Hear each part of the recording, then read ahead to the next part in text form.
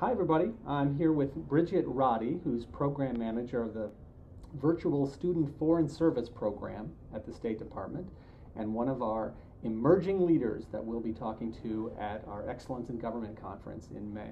So thank you, Bridget. And I wanted to ask you, just to sort of get a jump start on this whole issue of emerging leaders in government, what made you want to come work in government?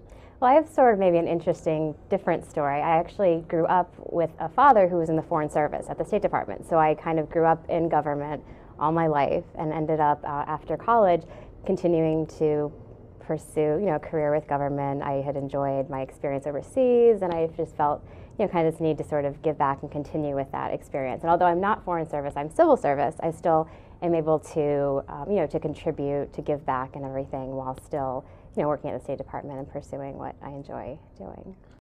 What does government have to do to keep young people like yourself interested and willing to devote themselves for the long haul and work their way up through the ranks?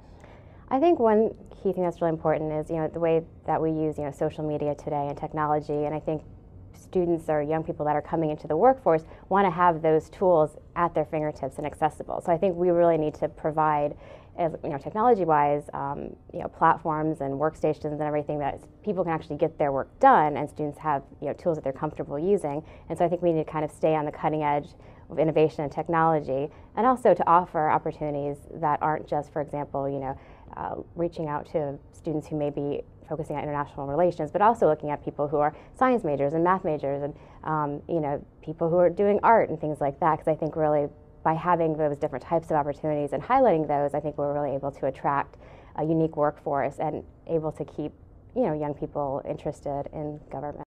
What's the most surprising thing you've encountered in your service in government? That's a really good question. Surprising. That could mean a lot of things.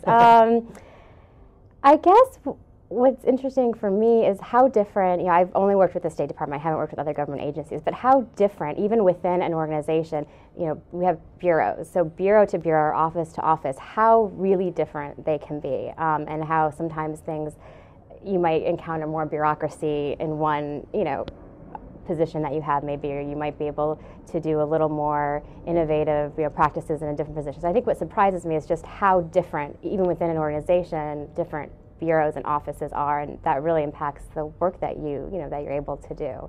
So I guess maybe the diversity kind of maybe does surprise me a little bit, because I always thought the State Department, but it's really the State Department, but all these different bureaus within the department that are quite unique.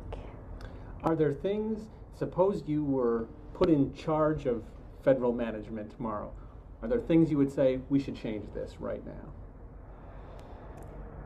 I guess I would say something that we could continue to do, but to do better would be probably our, when it comes to communication, whether it's communicating within an organization or across agencies or with other governments or to people. I think using technology and, connection technologies and social media and internet and things like that, I think we could do a better job of not only identifying what those tools are, but really being a leader in using them and saying, okay, great, we have Facebook and Twitter and things like that, but let's really find out how can the government be innovative. So I guess that's something maybe I would encourage us to continue to do, is to find these innovative solutions when it comes to communication, and to really kind of push forward with that and try to see how we can do and continue to do a good job, but also to do better. Great. Thanks for taking the time to talk to us. I look forward to continuing the conversation with you and other emerging leaders on May 7th at Excellence in Government. Thank you.